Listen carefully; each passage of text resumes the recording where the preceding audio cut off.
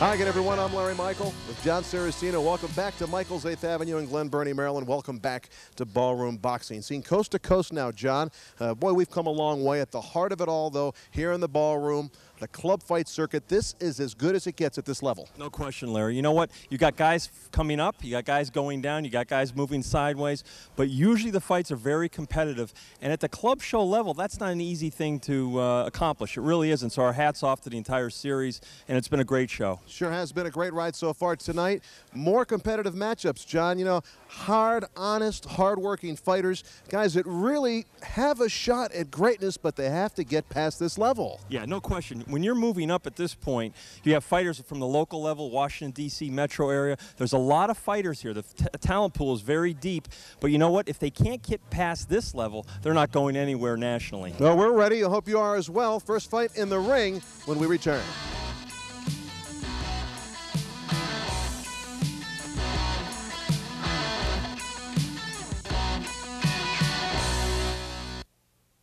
Ballroom Boxing, seen coast to coast, is brought to you by Toyota, by Budweiser, by Geico Auto Insurance, and by 104.3 WOCT. Welcome back to Ballroom Boxing, brought to you by Budweiser Beer. Larry Michael, Jon Saraceno. More action in the ring. Let's head up to Pat O'Malley. Your attention, please, ladies and gentlemen. The Maryland State Athletic Commission Chairman Carl A. Milligan Jr., Executive Director Patrick Pinella, along with Ballroom Boxing on Michael's 8th Avenue, Glen Burnie, Maryland, promoters Scott Wagner and matchmaker Josh Hall present this 4-round bout in the heavyweight division. The referee in charge is Gary Camponeschi. Judging the bout, Kenny Chevalier, John Gradowski, and Malik Waleed. Introducing the boxers. Out of the blue corner, wearing the black trunks, weighing 199 pounds, from Philadelphia, Pennsylvania, with a record of 8-6-1, 4 via the KO. Please welcome Anthony the Hitman Rosser.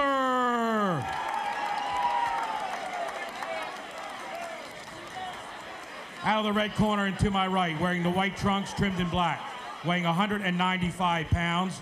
He comes by way of Woodbridge, Virginia, with a record of 3-0, 2 by knockout. Please welcome Dana Dangerous Delane.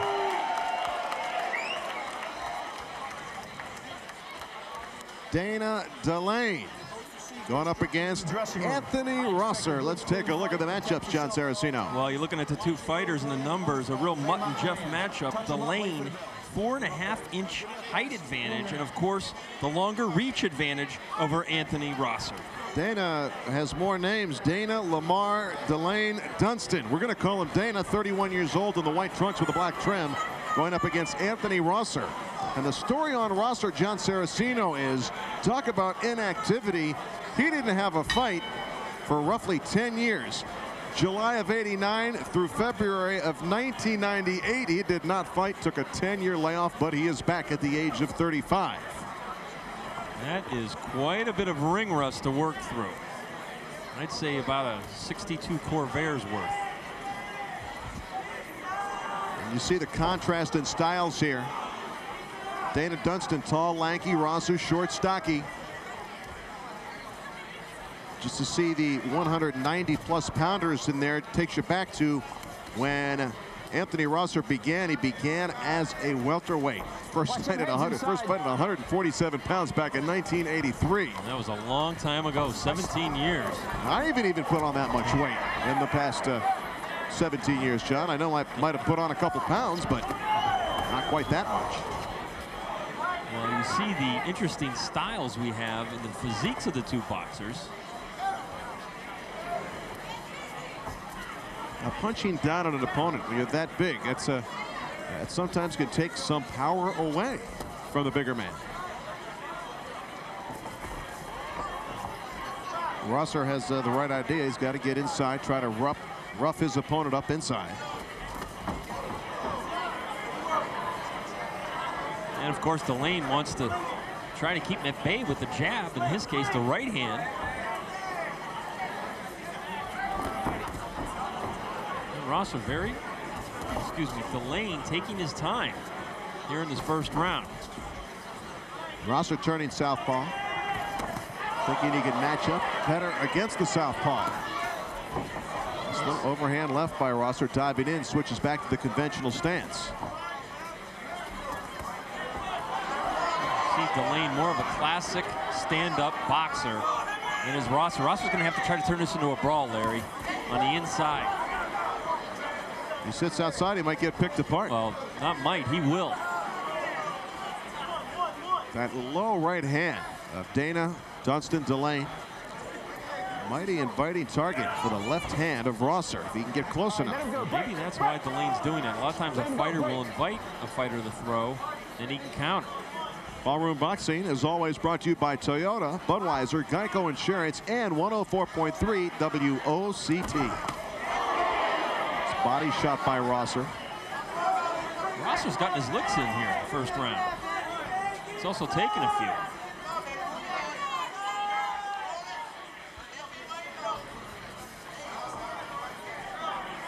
Delane's waiting a little bit too long. He should be more active with the right hand.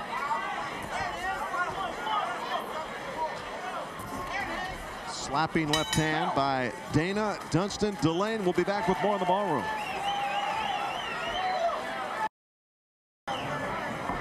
Anthony Rosser standing between rounds. Remember, George Foreman used to do that in his reincarnation as the heavyweight champion, but what good does that do you, Jon Saraceno? I think George was doing it so he could get to the paycheck faster. Cash out at the casino window. Oh, I don't know. In George's case, I think it was a function of age. I think if he sat down, he wasn't sure he could get back up again. Oh, Gary Campanishi trying to get some of the cabling, the side of the ring out of the way. Good referee, Gary Campanishi, always on top of the action. Dana Dunston from that southpaw stance seems to have a better tempo than Rosser. I don't think Rosser seems to know what he really wants to do yet, John. Well, he may know what he wants to do, but doing it a different thing. And so far, he has struggled trying to get inside, and he's going to struggle because Rosser is a very good boxer, and he's got the superior reach advantage. Rosser snuck in with a jab there, diving in with the left hand.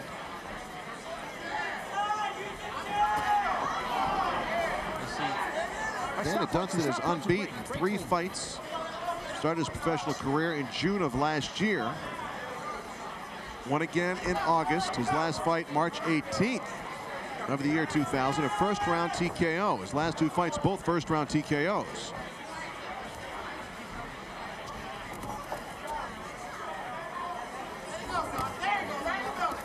Keep them heads up. Dunston still has that little bit of an amateur style, the way he sets up. Kind of mechanical. And Rosser's got to turn this into a war on the inside and gamble, and that's what he's trying to do. He's trying to roughhouse. He's getting warned for it by referee Campanishi. Good job by the referee, but you know what? Rosser's got to turn into that kind of a fight there. He's not going to win from the outside. Can't just tackle him and push him against the rope, so he's got to show some boxing ability to try to get him there. Protect yourself at all times. Tell Michael Grant that. All right, let him go. Break. You know what? Rosser's starting to use his head a little bit too on the inside. This could get ugly. Nice 2-punch combination by Dunston from a distance. He got tattooed. See, Dunston really finding the range right now, and Rosser does not have an answer. Well, what I liked there was Dunston hit him and then backed him up along the ropes and then hit him 2 more times. He made him pay. Rosser trying to impose a physical will. Not really in a boxing sense on Dana Dunston. Gary Campanishi again warning Anthony Rosser.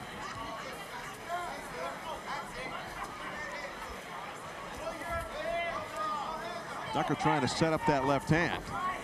Well, Rosser's wading in, just throwing shots. I'm not sure he even knows where the shots are going, and he's not getting a lot of success. He's getting hit with a lot of left hands on the way in. 2 cruiserweights doing battle in the ballroom.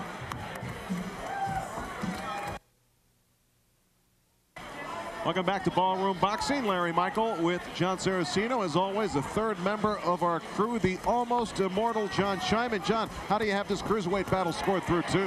Well, it's heating up now, but I've got it 20-18 for Dunston on a 10-point must-some scorecard. I think he's in total control of the fight, but I think he could be doing a whole lot more with the jab. I think he's letting Rosser hang around here. He's clearly got all the tools, and Rosser doesn't have them. He does look like a blown-up welterweight, and I just think if Dunston gets to work, he can get this guy out of there soon. All right. Have to agree with Jon Scheinman. Might be the first time in the 5 years we've been doing these fights that I've agreed with Jon Scheinman, but it seems to me Dunston has a lot more talent than Rosser and is letting him stay in the fight. What do you think, Jon Saraceno? Likewise, I totally concur. Well, that's just the Three Stooges right there. Now, clearly, Dunston is the superior boxer. Physically, skill-wise, reflexes. He's trying to drop that left hand, you can tell. And what happens is Rosser comes in with those waiting punches thrown very wide, and Dunston is able to counter very easily, and he's building up a lot of points. But Mr. Scheinman is correct in his assessment that Dunston could be doing a lot more.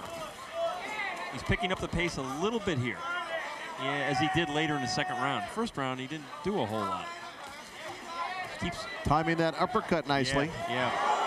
Nice left hand lead there by Dunston. Rosser, for the first time in this 4-rounder, hangs on. One full step back. There we go. Box. Dunston keeps shooting in that little left uppercut on the inside. Good straight left hand after the jab. And really, there's that uppercut again there. Dunston's really putting together his punches quite nicely. He's got a lot of skills, John. He's 31, so doesn't have a lot of time left in a very young pro career. But he is just hammering Anthony Rosser right now with everything he has got.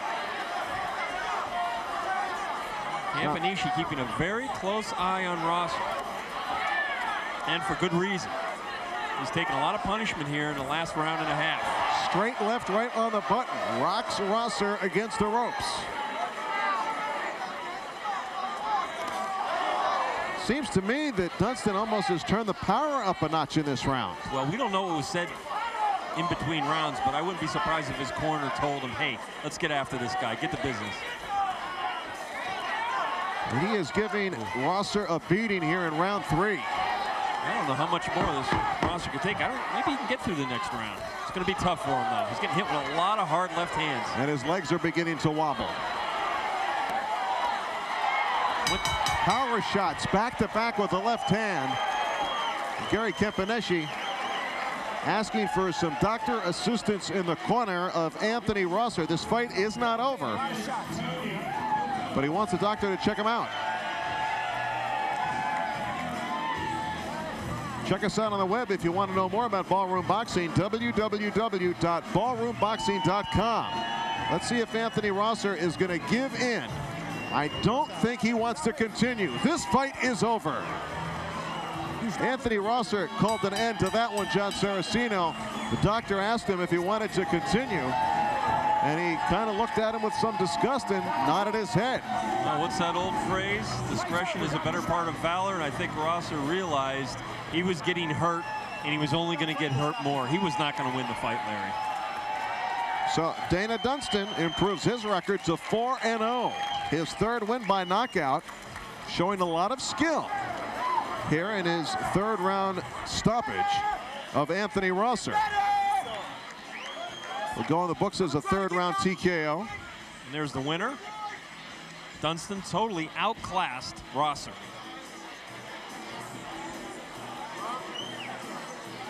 The word from Gary Campaneschi, as we can listen, is the physician stopped the bout. But we did take a look at the face of Anthony Rosser, and it was Anthony Rosser who really stopped this fight. Earlier in this fight, Dunston in the third round really picked up the tempo, picked up the power, really tattooing the head of Rosser. And it really started with that good right hand, his jab hand for the southpaw. He missed with the left there, but he connected more times than he missed, Larry. And that left, along with the good left uppercut on the inside, was the difference in the fight. This is the end of the round. And Dunston had Rosser up against the ropes, scored a couple good strong body shots, tattooing Rosser to the head. Pat O'Malley in the ring with the time of the decision. Your attention, please, ladies and gentlemen. The physician stops it after round 3, and the winner, Dana Dangerous DeLay. Lane. Well, John, Dana Dunston, an impressive left-hander, a cruiserweight at 195 pounds, got a lot of power. A lot of skills, too, and really tonight it was not an easy night for his opponent, and obviously the skill difference was, in the end, was too great. Let's go to Jon Scheinman, who's standing by with the winner. Dana, what did they say to you in the corner between the second and the third rounds that really lit your fire? Well, my trainer just told me to stay patient and just work off my jab. He didn't want me to get amateurs out there and look like a young, crazy fighter. He just wanted me to pace myself and jab. We felt that you could have turned it on a lot earlier, but it seems like you were very patient, looking to see what Rosser had. So what, did you finally realize that he couldn't hurt you? Well, normally when I go out, I start really fast, and me and my trainers, we've been working with that just to slow my pace down to get into a rhythm so I can start fighting 6, 8, and 10, and hopefully 12-round fights. 31 years old, your record's 3-0 now. How come 4-0. Okay, 4-0, excuse me. How come it took so long to get your career going? Well, I was taking my time. I didn't want to rush it. I've only been boxing about a year and a half. I had 3 amateur fights, and I basically was waiting for a trainer that I felt comfortable with before I stepped in the ring. Dana Dunston keeps his record undefeated. Let's go back to ringside to Larry and John. Big third-round knockout by Dana Dunston, and when we return, I will take on Jon Saraceno to see if I can do the same. You're going to want to see that when we return.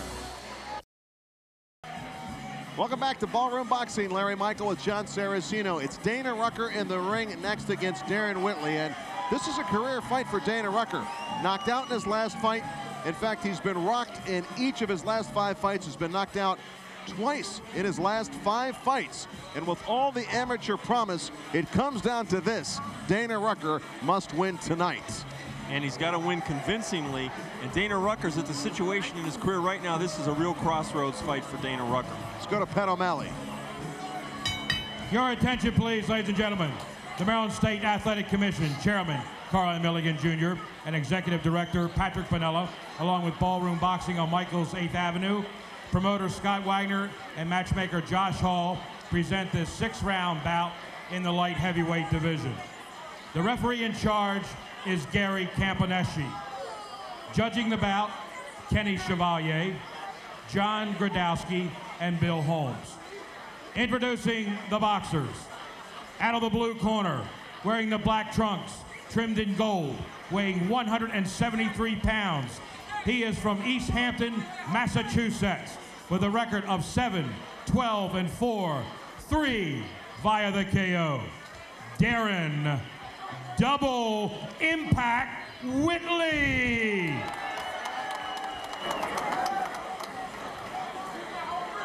To my right, out of the red corner, weighing 171 1/4 pounds, from Baltimore, Maryland, with a record of 9 and 2, 8 via the KO. Please welcome Dana Rucker.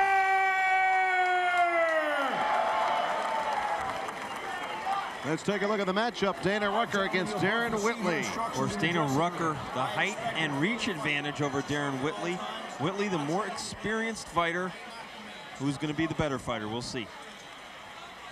The irony here is Darren Whitley's brother, Derrick Whitley, knocked out Dana Rucker in Rucker's last fight in the first round, and he knocked him stiff. Big-time questions about the jaw of Dana Rucker. Guy's got great boxing skill, a great amateur career. But when you hit him on the chin, he tends to go down. We'll have to wait and see if Darren Whitley can hit that target. The Maryland Commission is going to take a very close look tonight at Dana Rucker. You mentioned that severe knockout loss.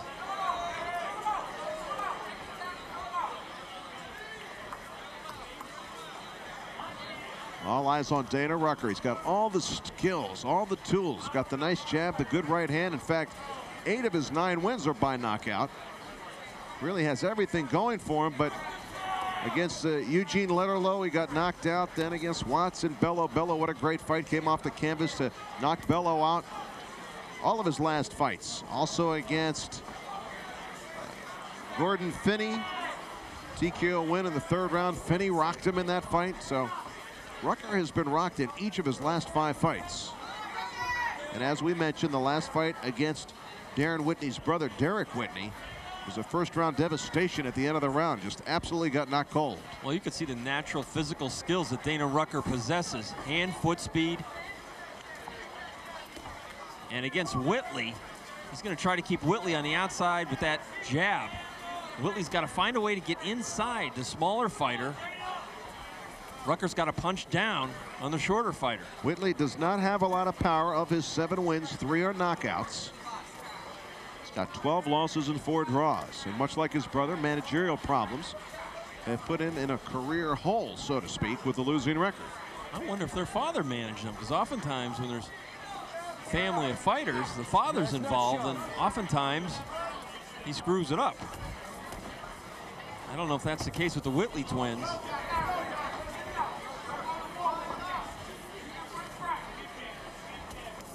Well, double impact. Whitley is not exactly, well, he's still looking for his first impact here. I don't know if he's hit Rucker yet, Larry. Well, you would think after talking to his brother, the plan would be to go right after the chin of Dana Rucker. Well, you also got to try to set it up, too, because Dana Rucker is not an easy target, necessarily. The way he's moving with that lateral motion. So Dana Rucker, when he throws his right hand, he does not fire it and bring it back. That could be, he could be susceptible to the left hook after he throws the right hand.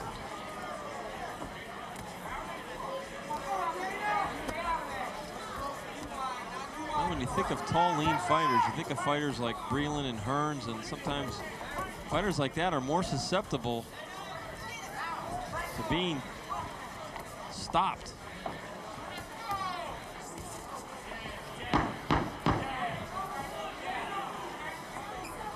So I'm sure the corner of Dana Rucker breathing a sigh of relief as the first round comes to an end.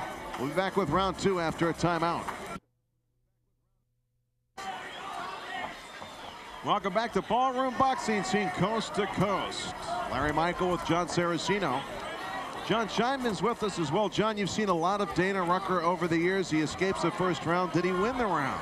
Well, yeah, he won the round, but Darren Whitley really didn't do anything at all. I mean, it's just amazing. You watch Dana Rucker and his beautiful, beautiful lateral movement. He knows how to control a fighter. He knows how to shut down an opponent's offense. And yet that one bugaboo, the chin, changes the whole complexion of virtually every fight that he's in. And you never know what's going to happen, no matter how big a lead he piles up.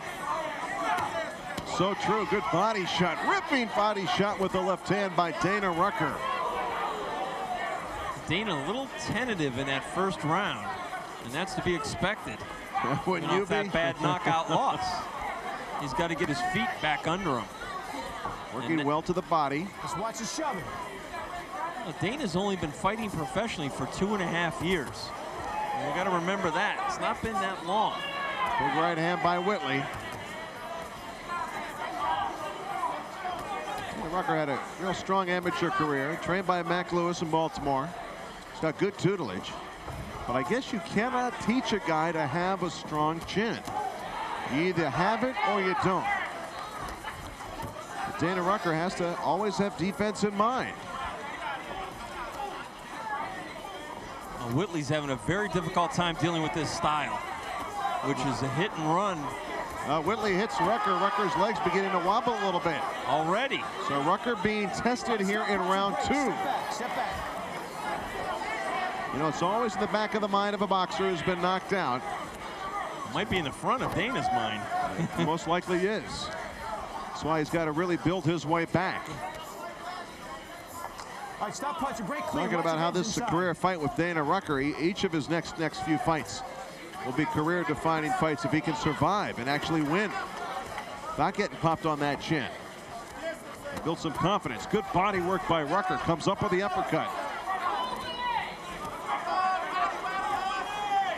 And right now, Rucker's eating up Whitley with the jab. Absolutely destroying him. Whitley cannot get past the left hand.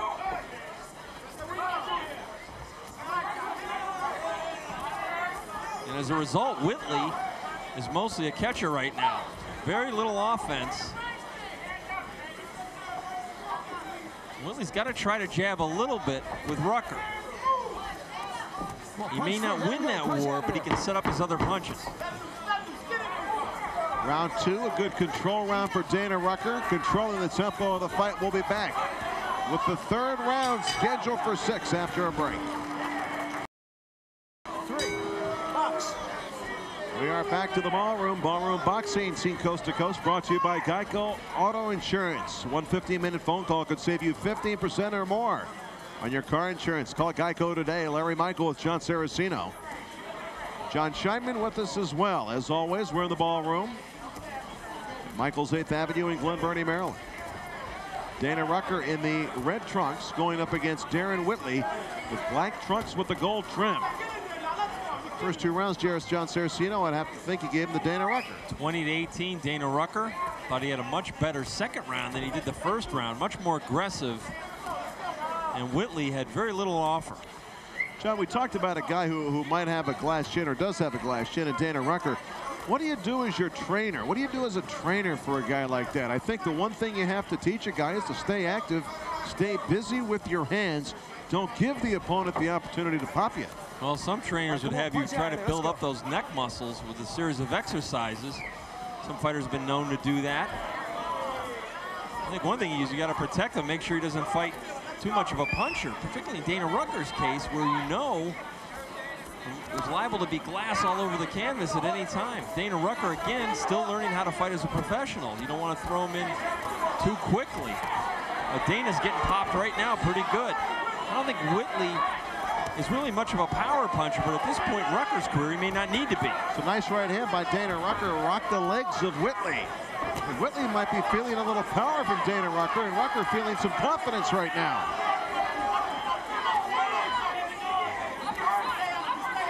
If Whitley could stay close to him and move side to side on the inside and throw combinations, he'd be better off. When he's standing on the outside of Rucker's power range, Rucker's such a rangy puncher, he's there to be picked apart. And that's what Dana's doing right now. Rucker very busy with his hands. He's really making Whitley pay.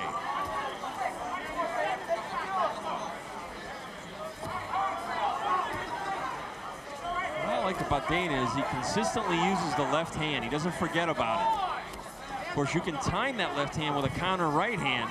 And that's what Dana's got to watch for. He's got to raise that left glove up around his jawline after he throws the jab. See, he's bringing it back a little bit too low, Larry.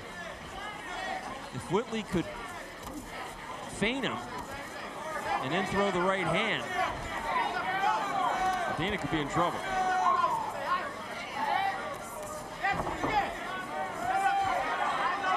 Come on, hands are free. Punch. Punch out. Again now. Whitley's going to try to rough him up on the inside, but really Whitley's not that kind of a fighter. He's more of a finesse fighter, as is Dana Rucker.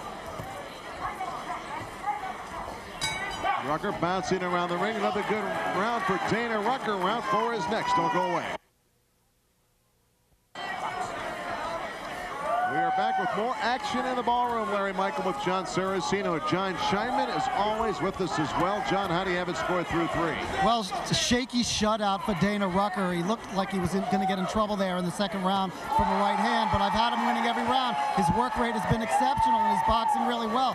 But the thing about Dana Rucker is I think he would prefer to be a power puncher. His natural inclination is to come forward and land big shots, but he knows he can't because of his jaw, and he has to take somewhat of a safety first, box first style, and I think that ultimately works to his detriment.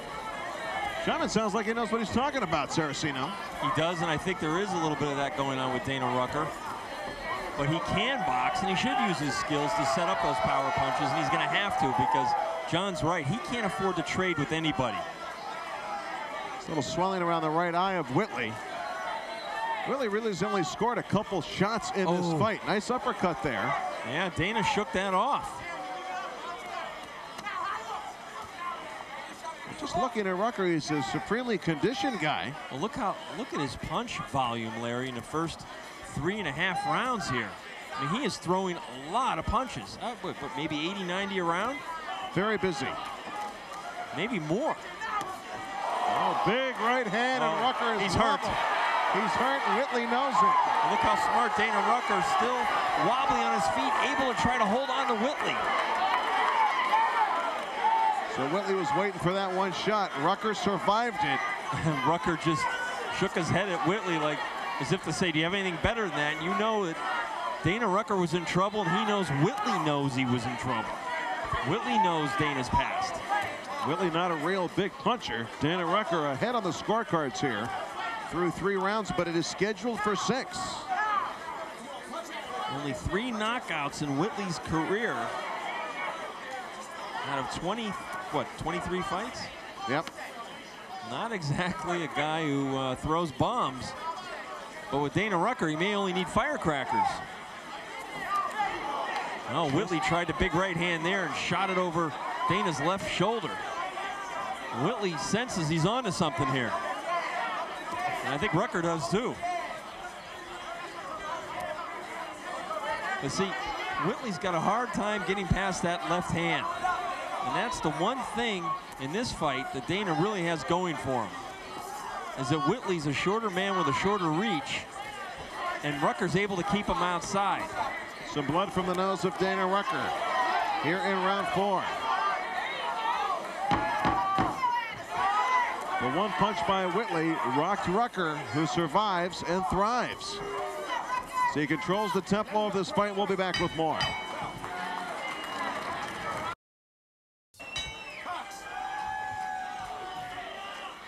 You see Dana Rucker bouncing around almost as if to try to get those legs under him.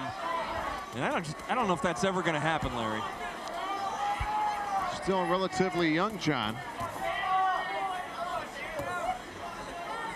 26 years old. Fine amateur background. You know, I don't know. I mean, Dana Rucker has he's got a lot of tools, but you can't teach a guy to take a punch. A fighter without a chin is like a building without a foundation. It's not going to work. Or an announcer without a voice. Dana, quit pushing him.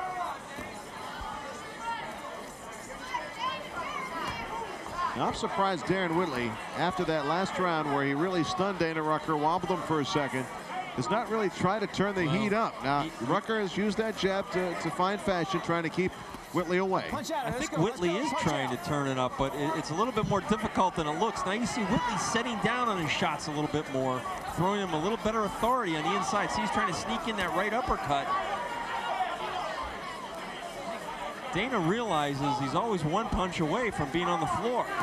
And that's why Dana throws so much. He realizes if he's throwing, the other guy's got to be parrying shots. He's not able to fire back as much. Come on, punch out of there. Let's go. Now, Whitley knows he's live in this fight. We're in the 5th round. I've only given Whitley 1 round of the previous 4. That was the last round when he really had Dana Rucker hurt. Punch out. Let's check quickly with Jon Scheinman for his scorecard, John. Well, I disagree. I got a shutout still for Rucker. 1 punch doesn't a round make. I mean, Rucker controlled the other 2 minutes and 56 seconds. But you were talking about why Whitley doesn't come on here. I mean, what, you shouldn't expect a guy with 3 knockouts out of 23 fights to all of a sudden become a stalker looking for KO. It's just not his tendency. He's always, you know, a guy who's looking to box his way to victory, not score a knockout. Whitley goes left-handed there, Larry. Just to comment on Jon Scheinman's comments, you do have to know your opposition's history, though. And you don't sit back against a guy like Dana Rucker. I think the reason Whitley is not attacking is Dana Rucker's jab. He's done a good job with the jab throughout this fight and kept Whitley away and not given Whitley any opportunities to really get close. Also, I think Whitley had more than just 4 seconds of that last round that he was doing more in than that. And I think when you do have a punch, this is professional boxing, jabs do not count as much as a shot that hurts a guy seriously, and Rucker was very wobbled. I don't care who you got the scorecard with. It would seem that Dana Rucker is ahead through 5 rounds. The 6th and final round is next. This is it, the final round, round 6. 6th and final round, Dana Rucker in the red trunks. Darren Whitley in the black trunks with the gold trim. It's been a pretty good fight so far, Jon Saraceno. Well, Whitley's tried to make it competitive, but you see Dana Rucker looks like he wants to score a knockout here, Larry. He's got Whitley pinned along the ropes. You know what? Rucker better be careful here. It's kind of dangerous. Rucker, you would think, is ahead on the scorecards. Now, this is ego on the part of Dana Rucker. And I think it's really foolish. I mean, he's winning the fight handily. Well, he's in the ring with Whitley, John, and as much as we say that Rucker has a problem with his jaw, he's been in this ring with Whitley. He's tasted Whitley's power. Maybe he thinks Whitley can't hurt him, or at least knock him out. I'm not so sure a strong gust couldn't knock him over. But you're right. He is in the ring, and he should know better. Big right hand by Dana Rucker. Rocks Whitley. And Rucker knows what he's doing. He wants the knockout. Nice left hand by Rucker. Dana is one of the nicest guys in the business, too, I might add. Got to call him like you see him. He's had some problems. I just think he's way ahead in this fight, and I don't see why you're going to try to be Macho Man here and stop this guy.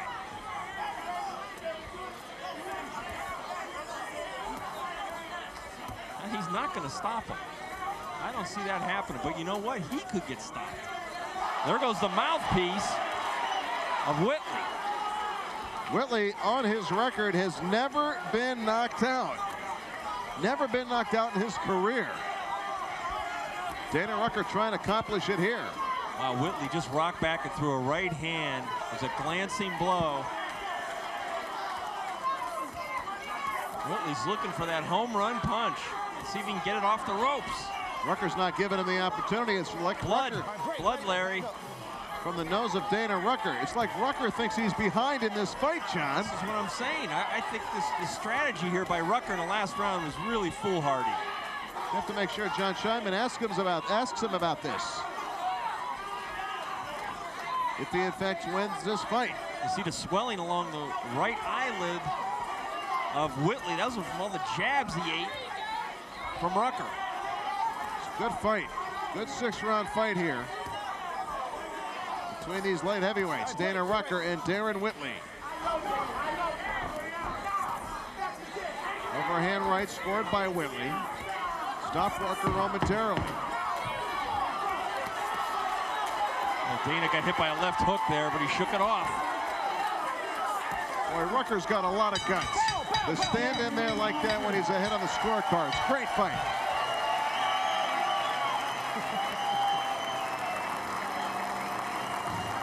Dana Rucker gets a hug from his trainer, Mac Lewis.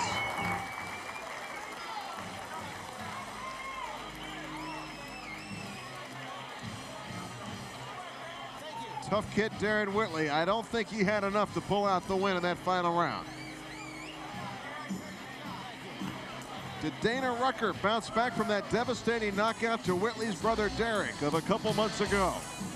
We'll find out when we return with the scorecards here in the ballroom.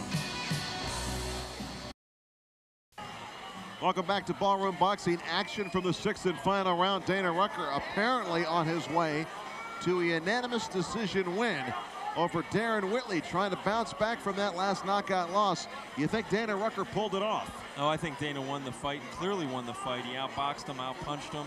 A good comeback fight for Dana Rucker.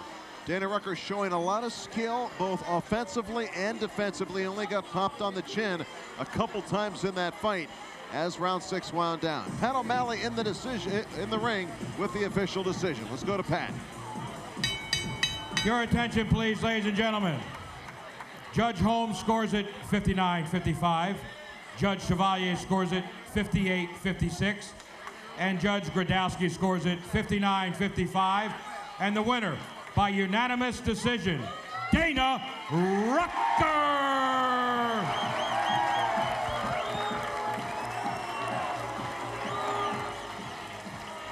So Dana Rucker with the unanimous decision win.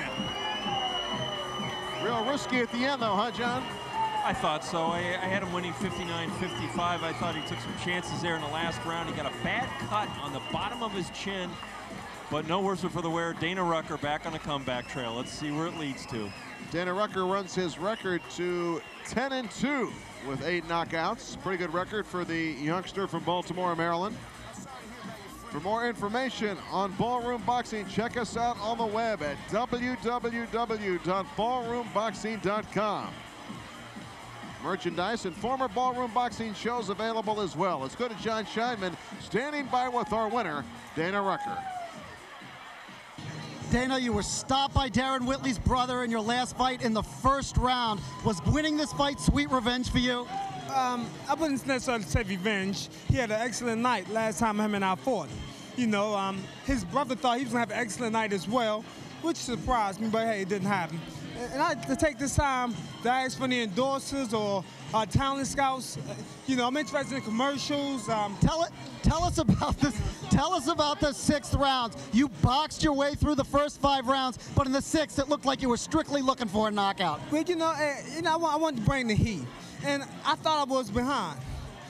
If I knew I was winning, I might not have came that aggressive in the last round. Well, we definitely had all of you ahead. I didn't know I was ahead.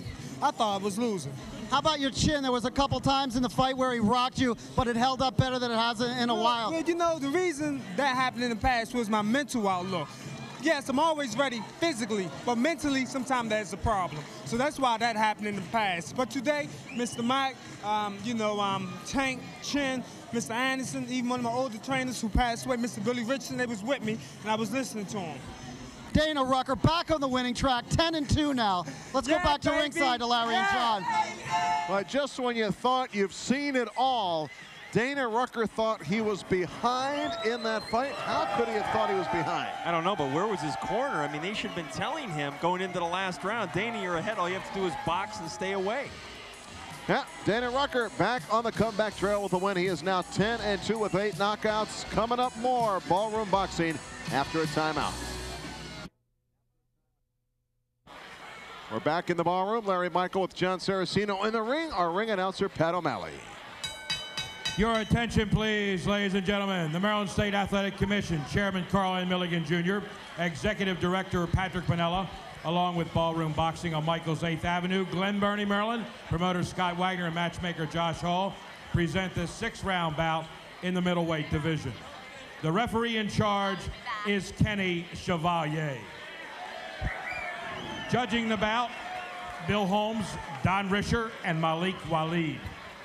Boxing out of the blue corner, wearing the black trunks trimmed in gold, weighing 163 1/4 pounds. He is from Philadelphia, Pennsylvania, with a record of 6-0, 2 by knockout. Please welcome Jameel Black Gold Wilson.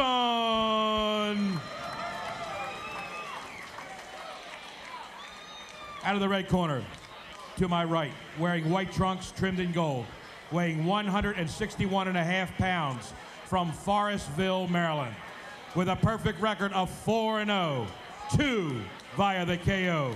Please welcome King James McCallister. So it is a battle of unbeatens. James McCallister, Jameel Wilson. Let's look at the matchup. Well, really pretty even statistically. You see Wilson a couple of inches taller, a couple of pounds heavier, but really not a lot of difference in the tail of the tape. Want to thank the current fight doctor, Jerome Spears, with the matchup info again tonight. Jerome always does a great job getting us those materials, and we appreciate it. Both these fighters unbeaten, Jon Saraceno, so neither really knowing what to do if he gets in trouble. We'll see if that happens here in this battle. Well, Wilson's from Philly, so you know he should be tough. Fighting out of the James Schuler gym. Of course, the former middleweight who died tragically in a motorcycle accident back in the late 1980s. James McCallister, 4-0. Long and lean, married for 9 years, has 4 kids. No wonder he's fighting for a living. Big ripping body shot by James McCallister. King James wants to be a preacher. Right now he's delivering a gospel with a pretty good right hand. These guys are so quick, I'm not sure our cameras can pick this up. I tell you what, they're going after each other, aren't they?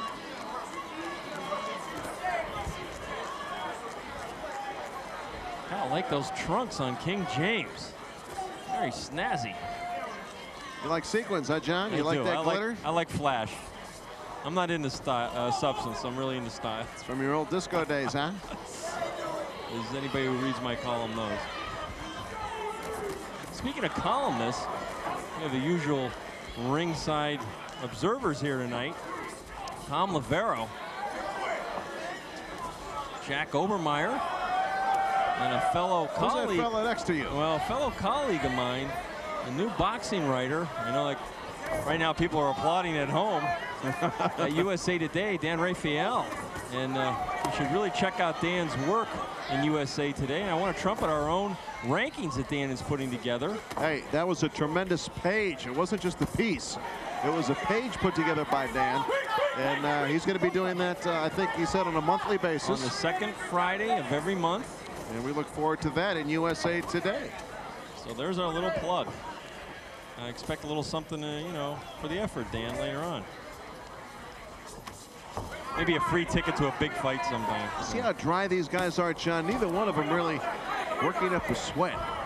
I think after this first round, though, the way of James McCallister at least is fighting. He's really taken it to his opponent, Jameel Wilson, in the black trunks with a gold trim.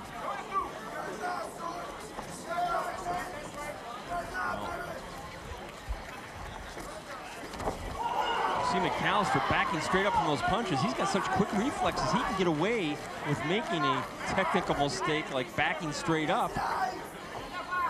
He is hard to hit. I think you should call him a bit of a showboater. Yeah, he's got the high step and the bounce and the bolo and the whole thing. He kind of prances in the ring. Entertaining first round here in the ballroom, where the chandeliers are polished nightly. We'll be back.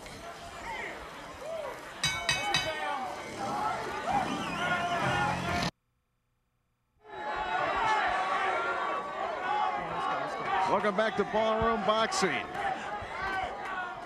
Seen in the DC Baltimore area on Home Team Sports. Larry Michael with Jon Saraceno. The folks here always have a great time, John. And when we come here, we are treated so wonderfully. I got to thank the promoters, Scott and Mike Wagner, all those involved for Ballroom Boxing. Boy, it's just a pleasure to work an event where everyone really enjoys what they're doing. It's a first-class operation. It's really been our privilege to be able to be a part of it for over 5 years.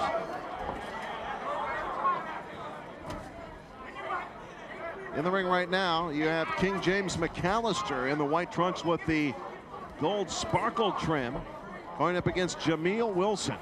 Wilson looks very frustrated as he tries to move forward. A little bit of a swelling along underneath the left eye. Yes. Of Wilson. The thing with James McCallister, he's perpetual motion. How do you get a beat on that guy? Well, you don't aim for his head. You try to go for his body. You don't follow him around the ring. You got to cut the ring off. But he is a very deft dancer in there. Not an easy guy to hit, quite obviously. I don't know if, you know, with Wilson's style, which is really a stand-up boxer, looks like that left eye is bothering him, doesn't it? A little bit. Swelling, and it's blinking, and I don't know if Wilson's really got the style to deal with this, because he's really trying to fight McCallister's fight, and that's going to be a difficult fight to win from the outside.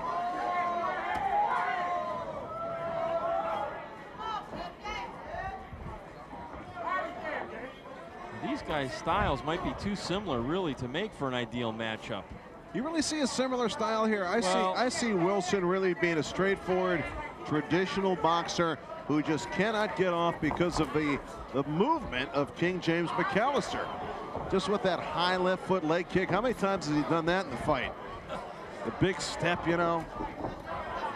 Well, Wilson at times tries to move forward, but he hasn't been real effective doing it. Wilson can find no rhythm at all. It's hard to find a rhythm against this guy, James McCallister from Forestville, Maryland. Jameel Wilson is 6-0 with 3 knockouts. Most recently, Jose Montiel felt the power through 2 rounds, got knocked out. Come on, punch out of there, punch out of there. And for James McCallister, his 4-0 record features 2 knockouts. Most recently, a 6-round decision over Francisco Oroche. McCallister's holding a little bit on the inside. Ken Chevalier, the referee's not going to let him get away with that. That's a bail. More coming up in the ballroom. Don't go away. Welcome back to Ballroom Boxing. In the ring right now, Jameel Wilson in the black trunks with a gold trim. James McCallister, King James, in the white trunks with the gold sparkle trim. Jon Scheinman, scorecard please. 2018, 2-0 for James McCallister. You know, I was ringside for that fight with Francisco Aroche, his last bout, and this is a light years better improvement, whatever that means, over that performance.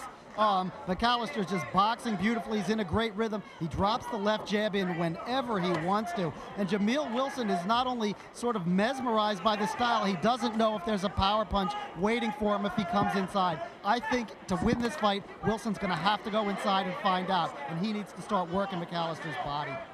Would that be Juan Scheinman? He trilled the R's very well there, John. Yeah. It's not often that Jon Scheinman is at a loss for words. I'd say it's never. I agree. Maybe even more than that. See, Jameel Wilson is almost showing signs of desperation already, diving ahead, trying to reach out and connect with James McCallister. McCallister just out of reach on the swelling around the left eye of Jameel Wilson is certainly there. It's getting a little worse as McCallister tries that little two-step again. Wilson wants to fight, but the other guy is content to retreat, backpedal, jab, move. And it's a very tough fight to judge, John, when one guy is running and goofing off like that, scoring occasionally. The other guy is moving forward but can't find the range. He's not, it's effective aggressiveness, and Wilson doesn't have enough of it to be winning the fight. He is very frustrated, chasing around. Does anybody here show effective aggressiveness? Well, McCallister's shown more of it because the times he's been aggressive, when he punches and gets out, he's able to score. But he's not doing it enough, and the other guy can't find the target, so consequently you got a fight that really isn't fun to watch. Well, I'm having fun with this. I like McCallister's style. Good to see someone a little bit different. Really making Wilson look bad in this fight. He really is, and Wilson's missing a lot of punches. That'll take a lot of energy out of a fighter when you miss. Question will come for McCallister once he gets cornered, if Wilson can corner him.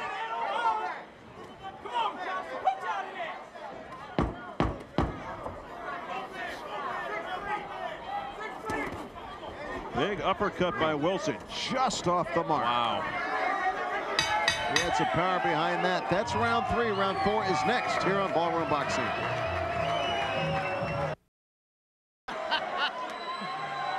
We're having fun in the ballroom tonight. Larry Michael with Jon Saraceno. As always, Jon Scheinman is with us as well. Fun. We almost had a ring riot here when the referee, Ken Chevalier, started escorting the round car girl out before she had done her thing. And people were booing and hissing, and wow, Kenny trying to get out of the building alive. I guess you could say the pace of the ring card girl wasn't quick enough for the referee, Kenny Chevalier, who took matters into his own hands. We would best describe that pace as leisurely, but I don't think anybody else was complaining. Anyway, let's get back to the fights. James McCallister, and now you see Jameel Wilson being able to walk down James McCallister a little bit here. That movement from McCallister slowing down a bit. He's trying to jab to the body as Wilson, but the target's not cooperating very much. I don't know. I don't like watching fights like this. I mean, I could see some of the skill level in Jameel Wilson, but this is not a pleasing fight to me. It's kind of a shame you get two guys like this both unbeaten. One guy runs a lot, shows a lot of unorthodox boxing. The other guy, a very solid boxer, Jameel Wilson, who's beginning to impose himself right now on James McCallister. Well, right there, Wilson's had his best stretch. And the reason he throws those hard right hands that are like haymakers, he's frustrated. But he landed there with a 4-punch combination on the inside.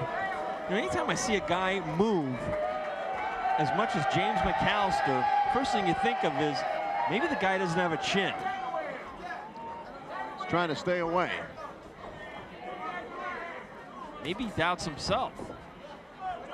because this is really not the best professional style you can have, particularly to sell tickets. He's got no hands up. He's got no defense other than his legs. Well, it takes real skill to fight on the inside, to slip and parry and counter. And right now, this is a very amateur style. And right now, this round, I would think, is going towards Wilson. We're going to check with John Scheinman in a moment at the end of this round to see how he has it scored after 4 rounds. You see a little disdain etched on the face of Jameel Wilson. He's miserable in there. I don't blame him. Tough to fight a guy like McCallister. How do you corner him? Don't hold him, don't hold him.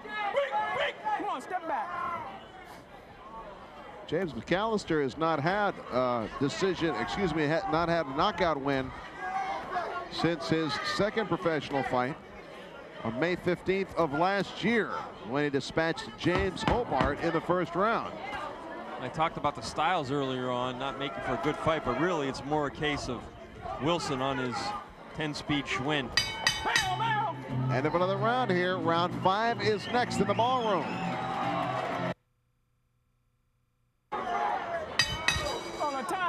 Time on that. Go to neutral corner, man. Hey, McCallister, over here. Hey, bring the towel back. Bring the towel back, man. Welcome back to the ballroom here at Michael's 8th Avenue. Larry Michael with Jon Saraceno. In the ring, James McCallister in the white trunks, Jameel Wilson in the black trunks. With us as well, Jon Scheinman. John, how do you have it scored through 4, scheduled for 6? Well, I still have McCallister ahead 39-38, but Jameel Wilson is beginning to sneak back into this fight, and it's because, well, up until this very moment here, McCallister's work rate had begun to decline. I mean, he's relying so much on his footwork, he had forgotten to punch the last couple of rounds. I think his corner reminded him about that, and now he's getting back to business. And I'm really enjoying this fight. I think it's a really interesting matchup, and it's 2 guys trying to inflict their styles on each other. Tough to score. Well, you know, I hate to admit it, but I agree with Jon Scheinman. I'm enjoying this fight as well. It's a contrast in styles. Traditional boxer Jameel Wilson and the flamboyant one, King James McCallister.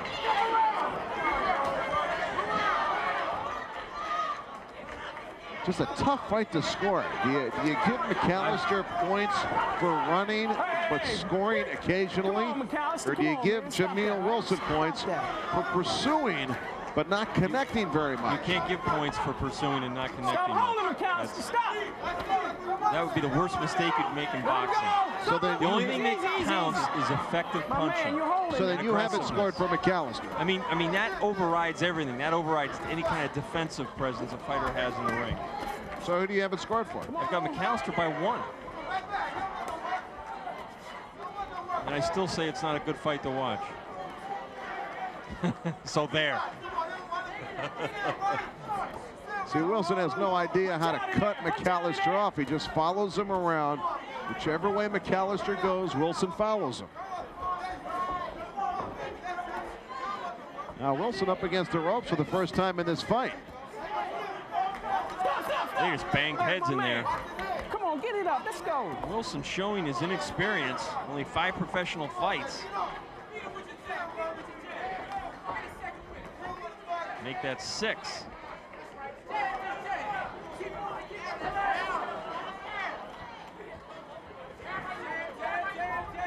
Wilson continuing to be the pursuer. Oh, good right hand by Wilson. Now he's testing the chin of McCallister. Finally, Wilson connects. Now he's got McCallister lured into a slugfest here a little bit in round 5, and that should be to Wilson's advantage. Wilson wants to stay active. His last fight was 2 weeks ago, a 2nd round dispatch of Jose Montiel.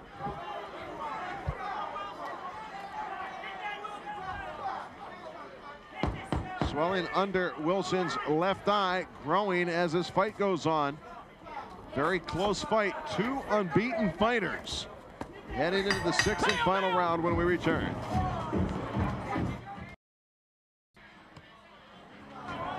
Round 6. Come on. The final round. Touch it up, baby. Okay, let's go. Sixth and final round here. This battle of the unbeatens. Jon Scheinman, how do you have it scored through 5? Well, McCallister squandered his advantage for sure in that last round. It's 48-48 on my unofficial scorecard. Excellent body work by Jameel Wilson early in the round, and then he went to the head later on. And McCallister, I think, is probably a little bit fatigued, and he's going to really have to dig down deep to pull this out. McCallister doing a little bit of a dance there. I've got it 48-48 after 5-2, Larry. You agree with Jon Scheinman? Well, it's the third time tonight. It's not bad. 3 out of half a dozen. It's a record-breaking night. Again, this smells like a draw to me. I don't know. You know, the way Wilson's coming on here. Oh, good body punching by Wilson on the inside. He is real. You know what? McCallister's a little bit wobbly here, Larry. His legs are not under him. Wilson is totally turned around this fight in the second half. If he can have a strong finish here, you can make a case that Wilson rallies to win this fight. Come on, punch out of there. Oh, he is ripping away to the body. McCallister really unable to answer. McCallister has no answer to those body shots. Come on, come on. He's managed to slow King James up here a little bit in round 6.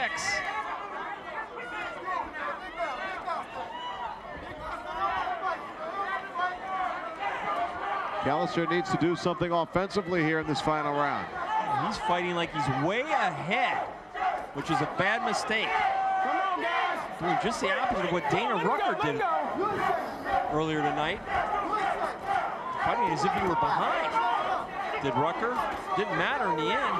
But right now, James McCallister, I don't know if he can afford to fight like this, Larry. Have to wait and see how the judges had it scored. The early going was all McCallister. Then, as his movement slowed down, Wilson caught up to him. You know what? No matter how you have the fight scored, when I watch these two guys fight, I got to give the fight to Wilson because we say he tried to make the fight. Again, we can't give credit for trying to make the fight. But I think he was the better puncher tonight when it mattered the most. Come on. Maybe not by a whole lot, but all the pity-pat jabbing and moving by James McCallister, I just don't want to give a lot of credence to that.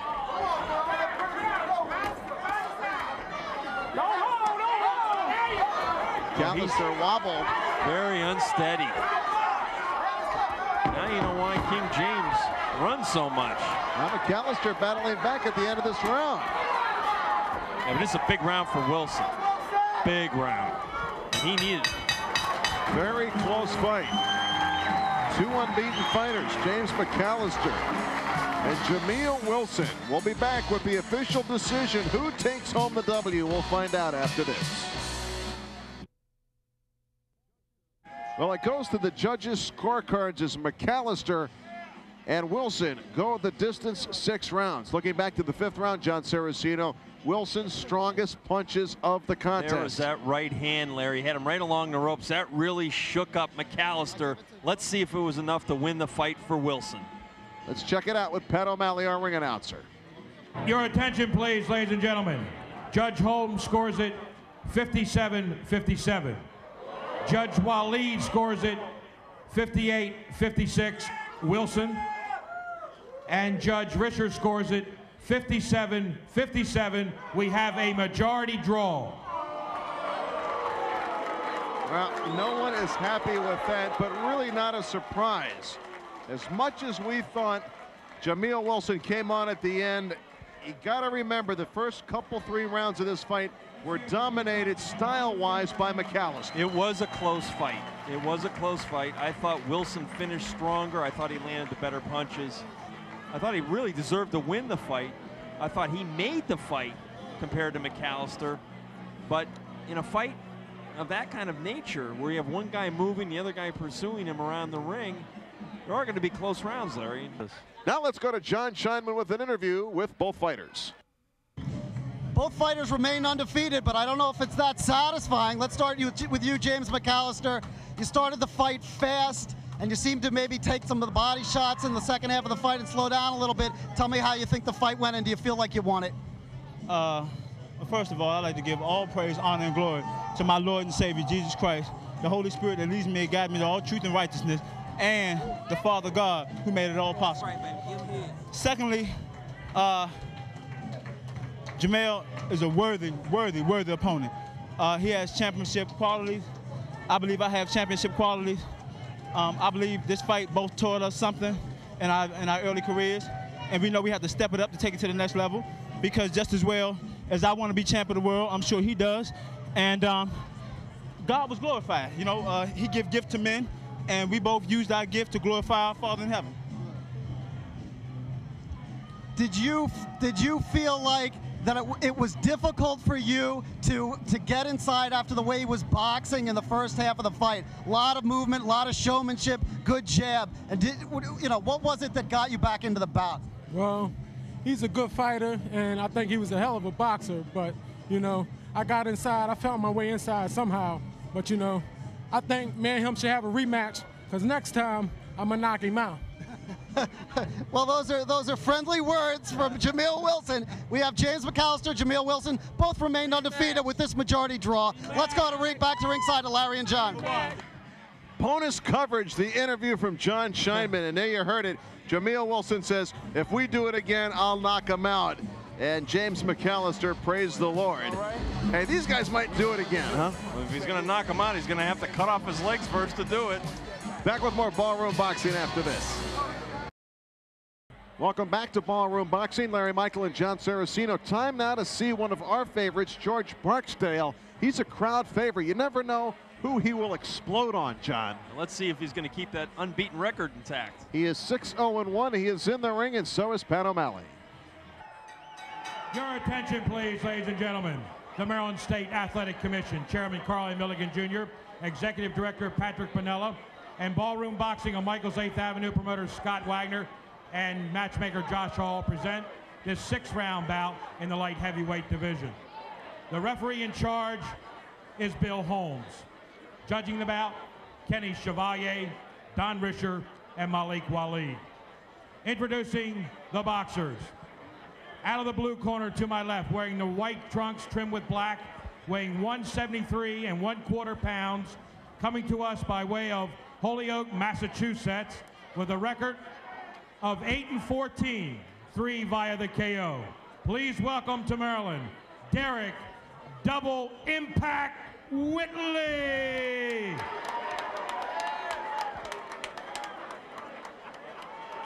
Out of the red corner to my right, wearing the black trunks, weighing 177 pounds, from Baltimore, Maryland.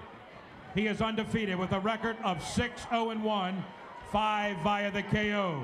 Please welcome George Barksdale. Let's take a look at this matchup, John. This could go quickly, so buckle up. This is a terrific matchup. You see physically the numbers very even by both fighters. George Barksdale a little bit fresher at age 27. Huge opportunity for the very well-built Darren Whitley. He's got a 4-fight losing streak going. His last win was a knockout of Patrick Pipa in April of last year, and if he could knock Barksdale from the ranks of the unbeaten, it would be a huge notch in his belt. So big opportunity for Whitley, and Barksdale looking for a KO as always. Barksdale throws with some bad intentions. Good puncher. We've seen him on the show here many times. Derrick Whitley, his twin brother Darren Whitley, on the card also tonight. And they ran into some weather problems yesterday in Hartford, Connecticut, where they live. They operate the Whitley Fitness Center. Actually, that's in Holyoke, Massachusetts. But they went to catch their plane, Larry, in Hartford. Because of the bad weather we had, no planes were leaving. They stayed at the airport from 9:30 in the morning until 7 p.m. trying to catch a plane. Eventually, they rented a car and drove 7.5 hours down here. Wow. Big left hand by Whitley. Now Whitley coming off a first-round devastation of Dana Rucker, one of the favorites here in the ballroom. He really starched Dana. Josh Hall, the matchmaker, does like left-handers, doesn't he? We see more southpaws on the Ballroom Boxing series than you see anywhere else. And I tell you, Derrick Whitley and his brother Darren Whitley are absolute dead ringers. Very hard to tell these two guys apart. How do you know this is Darren? I don't. It's gotta At least you're honest. Got to go by the official introductions by Pat O'Malley. I got to trust Pat O'Malley. George Barksdale has a power in either hand. A couple first-round knockouts to his credit, actually 3 to his credit. Nice to come out smoking. We were here for his only blemish, a draw against Ali Fountain back in November of 1998, and that kind of put Barksdale's career on a little bit of a sidetrack. Fought just once in 1999. Which is not good with a young fighter. You got to stay busy. This is an interesting matchup. Derrick Whitley, despite his record, is a guy who knows how to fight, and this is not an easy fight for George Barksdale by any means. Barksdale got hit with a couple left hands about a minute ago. Whitley has never been knocked out in his pro career.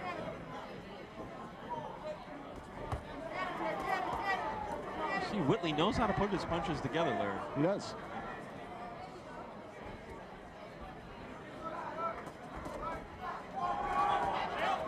Rich Barksdale scores with a left hand in tight, the chin of Whitley.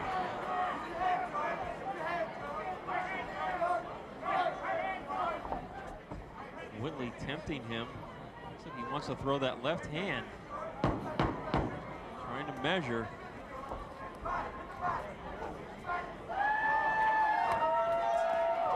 Another spotty shot there by Barksdale. Overhand left to end the round by Whitley. We'll be back with round 2. Welcome back to Ballroom Boxing. For more information on what goes on in the ballroom, check us out on the web, www.ballroomboxing.com. The action tonight, once again, brought to you by Geico Direct. A 15-minute phone call can save you 15% or more on your car insurance if you call Geico today. Larry Michael with Jon Saraceno. In the ring right now in the black trunks, it is George Barksdale, 6-0-1 from Baltimore, Maryland. And in the black and white trunks, it is Derrick Whitley from Holyoke, Mass, 8-14. No draws and 3 knockouts to his credit. When you look at Whitley and see some of the skills he has, it's hard to believe he has the record that he does. You're right. He's lost a lot more than he's won. And he does look like a pretty skilled fighter. He looks pretty good against Barksdale, who we've seen before, and is very impressive. He just does not have the power. And there he got hit. He's got some defensive lapses, too. Whitley keeps dropping his left hand and getting hit with Barksdale's right.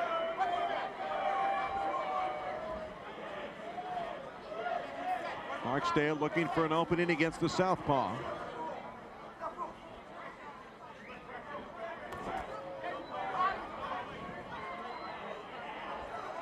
I don't know, just looking at a guy like Whitley, what's he got, 22, 23 fights? He's only won 8 of those fights. 25 fights. He's only won 8 fights. He certainly looks like he has a lot more ability than that. He's either being matched wrong or something else is going on. He's a late bloomer. George Barksdale, though, has him up against the ropes. Barksdale, you know, before his draw to Ali Fountain, he was known as this guy that's going to come in and whack you out right away. And his last fight against Greg Terry, it went to 3 rounds. I guess that's not much different, but he did take some shots from Terry. He got busted up a little bit, so Barksdale learning as he goes along. He's got a long way to go, but he's got a lot of ability.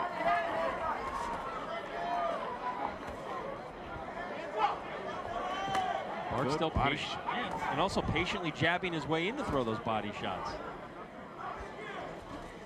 I like the way George puts his punches together.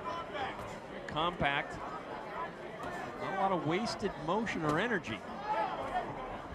This fight is scheduled for 6 rounds. Well, you know, you can hit Whitley with the right hand. There's no doubt about that.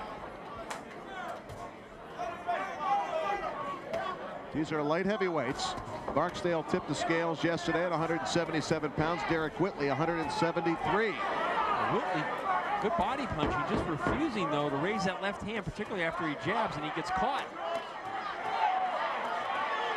Left hook by Barksdale. Thought this would be a good fight. It is. Don't go away.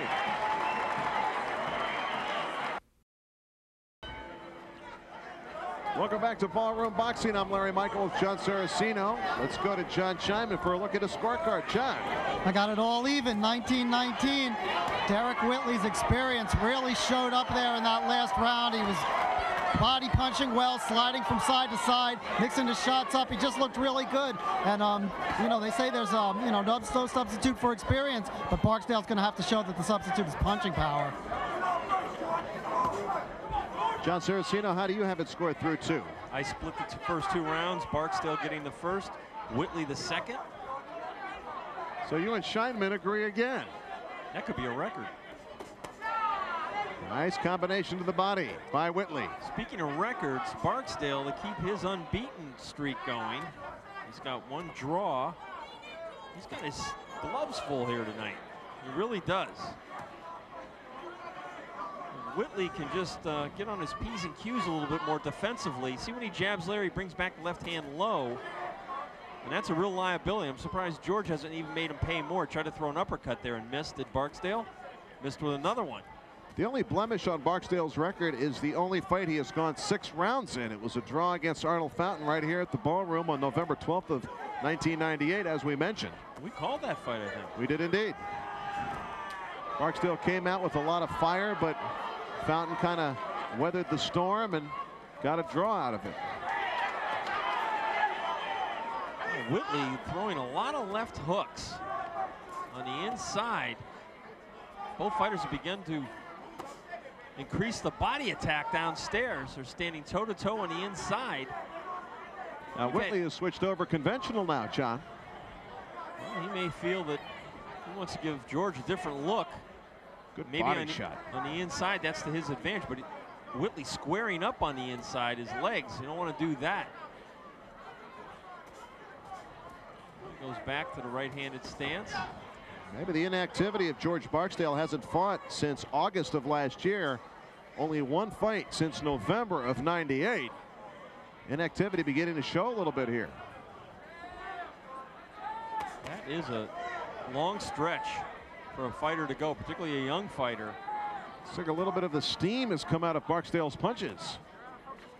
You cannot replicate in the gym what happens on fight night. Combination by Whitley, counter shot by Barksdale. A good right hand, and then 2 left hooks by Whitley. Wow, some body attack by Whitley, Larry. He's really going after Barksdale's midsection. Really beginning to sit down on his punches, Jon. Threw a dangerous uppercut there, Whitley, and missed wildly with it, but Barksdale couldn't make him pay. It's a war in the ballroom. Round 4 is next.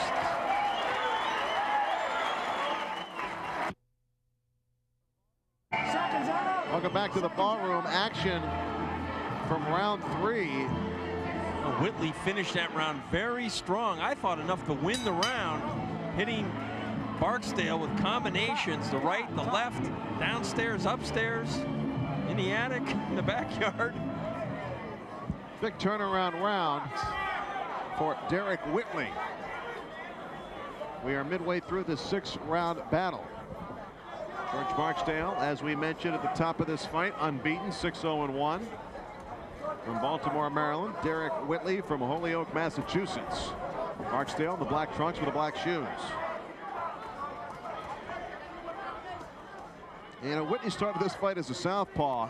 For the last round and a half, he's fought exclusively from the conventional stance, and it's been effective. Very. What does Barksdale have to do here, Jon, to get some offense going? Well, he's getting that double, triple jab pumping, and that's going to help him. And this round, you can see Whitley backing off a little bit, trying to use his jab. But Barksdale can't allow Whitley to outpunch him on the inside. On the inside, Whitley's really taken over. And there, George getting off his own combinations. George has also got to move to the side after he throws. He's standing right in front of Derrick Whitley. Got to punch and get out. We're seeing a little bit of ring rust from Barksdale. The fact that he has fought not that often the last year and a half, he looks pretty good. But with a guy as experienced as Whitley, he's really getting taken to school here a little bit. Hey, John Whitley scoring with the jab, scoring with body shots. He's really taking the tempo in the whole fight right now from George Barksdale. Barksdale needs to get something good to happen to him right now to turn the momentum around. Another nice combination by Whitley. Some of those punches, though, are being picked off by Barksdale on the inside with his gloves. You know, those are not scoring blows.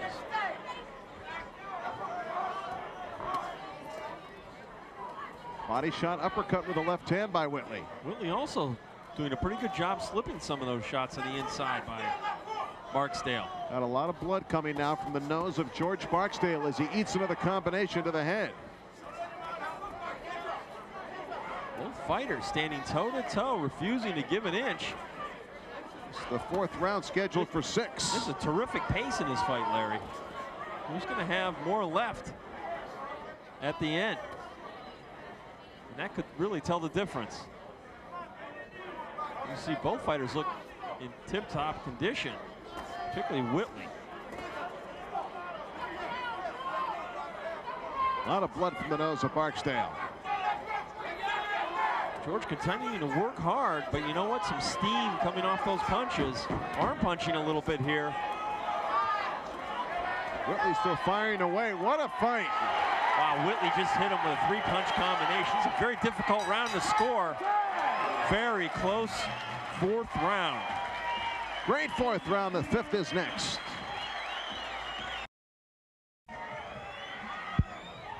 Action from moments ago as these light heavyweights, George Barksdale. Well, you wouldn't know they're light heavyweights, Larry, the way they're throwing tonight.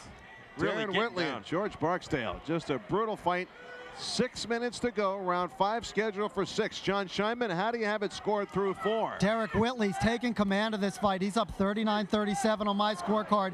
You know, it looked like a wild punch out there at the end of that round, but I thought Derrick Whitley landed all the solid shots, and Barksdale was just winging desperately, and he barely landed anything. And I think he's tiring, like you guys pointed out. I just think a lot of the sting has come off his punches. Barksdale's really going to have to regroup, and you know, it's potentially we're seeing a very promising career in Barksdale getting derailed here. Long way to go. Barksdale's got power in either hand. Well, Barksdale came out very strong in the 5th round, probably sensing the fight was slipping away. Really nailed Whitley, but Whitley came right back, Larry, with a great right hand. Big time combination by Darren Whitley, and you're right, John. His record 8-14 really does not show you the true ability of this fighter. Shocking in some respects that fighter with more than average ability would only have 8 wins in 25 fights unless he's just been horribly matched or fighting on short notice. But Whitley is in this fight. I've got him ahead by a point. Well, this is a check of the heart of George Barksdale right now to see what he is made of inside. It's been a grueling fight through 4 rounds. He looks tired. Now Whitley has to be tired as well. Whitley's backing off here a little bit. He's trying to catch a little bit of a blow here in the 5th round. Now this is a chance for George Barksdale to hustle forward, keep throwing, and maybe steal this 5th round. Then comes down to the deciding 6th and final round. But Barksdale's got to stay busy on the inside. He's tired, John. He's fatigued. He's been bleeding from the nose for the last 2 rounds. He's taken a lot of punishment. And he's given a lot of punishment. Yeah, really an incredible pace for fighters of their size and weight division in the first 4 rounds. Just terrific. And you see Whitley's really slowed down here in the 5th round. Mouth open. There's a big mouse under the left eye of George Barksdale now. Nice jab with the left hand by Barksdale. George has got to do more of that. Body shot overhand right, just a glancing blow. A very close round.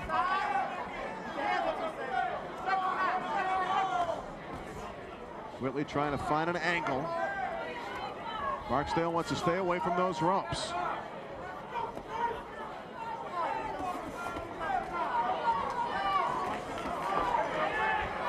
Neither fighter landing now.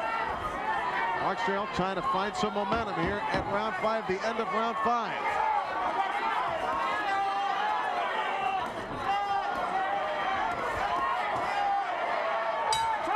What a pace to this fight. 6th round is next. Very, very close fight. The 6th could be the decider.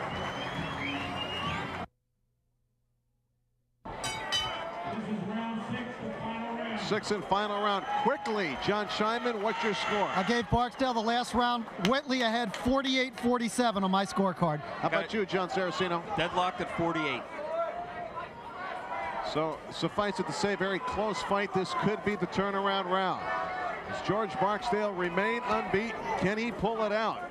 Or has Darren Whitley pulled another upset? I think whoever wins this round wins the fight. Tell you what, look at the energy these guys are expending in the final round. George Barksdale continuing to move forward. The question is he getting the better of it? Whitley, knowing he's in the fight, really firing back. Let's face it, he's on foreign canvas here. I smell a draw. Yeah, I don't know. Can Barksdale get out of here, escape with a draw or a victory? Neither man has been down. Neither man has been knocked down. Neither man has really been wobbled. I think Whitley has scored the more effective power punches. I think he has. But Barksdale has come on in the last couple of rounds. Whitley's best moments were in the middle of this fight. This depends on who has it left in the tank. Well, Barksdale started fast and ended fast. In the middle, it was Whitley. 6th and final round here in Glen Burnie, Maryland. Michaels. Both fighters showing the signs of fatigue here in the 6th and final round. It's gut shot time. Whitley. Well, Whitley's getting the better of this, Larry. George is in a lot of trouble. He's barely hanging on. He might go down. But Whitley is punching himself out. If Barksdale could connect, he could turn it around. That could have been the flurry that won the fight for Whitley. Well, certainly he's got the edge in this round with that. Another combination by Whitley. He's right there, though. His hands are down. If Barksdale had anything left. He's exhausted. Barksdale is exhausted. What a performance by these light heavyweights here tonight. Now Barksdale trying to come back. Little time remaining here in the 6th and final round. You can see Whitley just sucking for air. Derrick Whitley making that long drive with his twin brother. Barksdale just misses with the overhand right. This would be some upset. What a fight. Tremendous action here at Michael's 8th Avenue in the ballroom. This is what it's all about. From the opening bell of the 1st round to the end of the 6th, the final bell, these two boxers gave it everything they had. There you see Whitley exhausted. I don't think he could go another 30 seconds. And what a great fight in the light heavyweight division. George Barksdale and Derrick Whitley, even going into the 6th round. This flurry by Whitley midway through the 6th round could have won him the fight. He had Barksdale very hurt. Barksdale stumbling backwards, not out on his feet, but in a lot of trouble. Couldn't finish him off. George Barksdale, excuse me, did not have a lot left at that point, Larry, and Whitley just digging down, biting down, outwilling Barksdale. And I think it was enough to win the fight. These two guys gave it their all. Who comes out the winner? Pat O'Malley, why don't you tell us? Your attention, please, ladies and gentlemen. We go to the scorecards for this one. Judge Waleed scores it 59-56. Judge Chevalier scores it 59-55. And Judge Risher scores it 59-55. And the winner by unanimous decision, Derrick Double Impact Whitley! Surprised by the discrepancy or the size of the win? Well, I think the harder blows were landed by Whitley. I thought the fight was a little bit closer, but you can't argue with who won the fight, and that was the out-of-town guy. George Barksdale very, very disappointed with that performance. That goes to show you, you will lay off as long as he did. Last fight was in 1999. You're going to have some problems in the ring, especially against a tough opponent like Derrick Whitley. Barksdale needs to stay active. Well, he's a young fighter and he's still learning, and tonight he got taken to school by a veteran fighter who's a much better fighter than his record indicates. Derrick Whitley now 9-14. He has got a losing record, but he's a winner tonight in the ballroom, and he's standing by with Jon Scheinman. Derrick, how brutal was that fight for you with George Barksdale? Yeah, it was good. I just feel like I had to fill him out the first couple of rounds. I mean, he hits hard, but I just figured if I stay close, shorten his power, and just stick to him, stick my game plan, keep the jab in his face. I mean, I usually fight southpaw, but the thing is my shoulder is a little distracted, so I had to switch over to righty and just try to take it to him with my jab, because that's my strong hand, and just try to stay on top of him. Don't let him breathe. Particularly at the end of the fight, it was toe-to-toe punch-out. Did you sense that either one of you was getting hurt? Were you getting hurt? I wasn't getting hurt. I know he was feeling my power, so I figured I'll bang, because he was just tapping me, just to let the judges look like he's throwing his hands a lot. But I was hitting him with the power punches. The last time you came to town, first round knockout of Dana Rucker. Now you knock off undefeated George Barksdale. How the heck did you have an 8-14 record? I had wrong management. Now it's a family thing, and when it goes with the family, everything you put 100%. These guys, they set up with fights, undefeated guys, but now where my record is, I have to go out there and show them I am the man. I'm #1. Watch out for Derrick Whitley. Even with his losing record, this guy's coming. Let's go back to ringside to Larry and John. Well, thank you, Jon Scheinman. Derrick Whitley talks about why he has a losing record. Of course, bad management always at the root of a fighter's problems, but no problem in the ring for Whitley here. He was the better man tonight. Well, he really outboxed and mostly on the inside outpunched Barksdale. Barksdale couldn't really deal with the hand speed and couldn't deal with the power advantage by Whitley, who I thought fought a very strategic fight on the inside and made Barksdale fight his fight. That's a type of matchup you see in the ballroom. That's why this place is so exciting. We'll be back. Ballroom Boxing, seen coast to coast, is brought to you by Toyota, by Budweiser, by Geico Auto Insurance, and by 104.3 WOCT. Another great night of boxing action here in the ballroom. We have the Whitley brothers figuring prominently. It was one of the Whitleys losing to Dana Rucker and the other Whitley upsetting George Barksdale. Well, Rucker got his revenge, and George Barksdale with Whitley. What a fight that was. Barksdale, a lot of ring rust, and it came back to haunt him tonight, Larry. Two things to remind you of, folks. First, check us out on the web, www.ballroomboxing.com. Second, the next live event here at Michael's 8th Avenue, June 22nd. Join us. For Jon Saraceno and Jon Scheinman, I'm Larry Michael. We'll see you next time for Ballroom Boxing. Ballroom Boxing is brought to you exclusively by Ballroom Boxing Incorporated. Any rebroadcast or retransmission of any kind without the express written consent of Ballroom Boxing is strictly prohibited. You just can't do it.